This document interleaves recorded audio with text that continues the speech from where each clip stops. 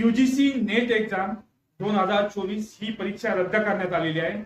खूप मोठ्या प्रमाणात याच्यावर धांदली झाली, खूप मोठ्या प्रमाणात घोटाळा, पेपर लीक झालेला आहे, अशा आशयाचे आरोप करण्यात आलेले व त्यानुसारच केंद्रीय शिक्षण संस्था यांनी ही यूजीसी नेट 2024 ची एक्झाम ही रद्द केलेली आहे।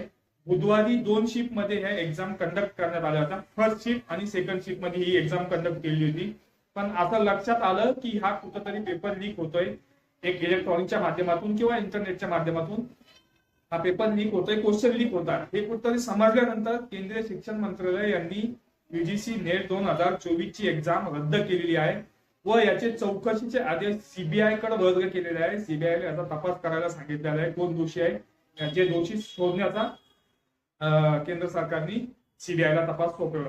परंतु असं का घडतं, नेमकी हे स्कॅम का वाढत चाललेले आहे, एक्झाम स्कॅम किंवा मग ज्यावेळेस एमपीसी नुकतेच महाराष्ट्रामध्ये एमपीसी तलाठी भरती झाली होती त्यावेळेस पण खूप मोठ्या प्रमाणात आरोप करण्यात आले होते की पेपर लीक होतात।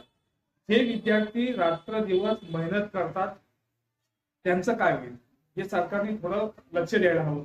सरकारवर पण खूप मोठ्या प्रमाणात आरोप होत होता की नेट एक्झाम ही कंडक्ट करताना कुठंतरी पेपर लीक होतोय, कुठंतरी जे प्लॅनिंग आहे ते का लीक होतंय याचं सरकारने बघायला हवं। कारण जे विद्यार्थी दिवस रात्र मेहनत करतात त्या विद्यार्थ्यांना हा त्रास, ही एक्झाम रद्द करण्यात आली, जी धांदली झाली होती ती रद्द करण्यात आली, त्यामुळं हे पाऊल उचललेलं खूप चांगलं आहे।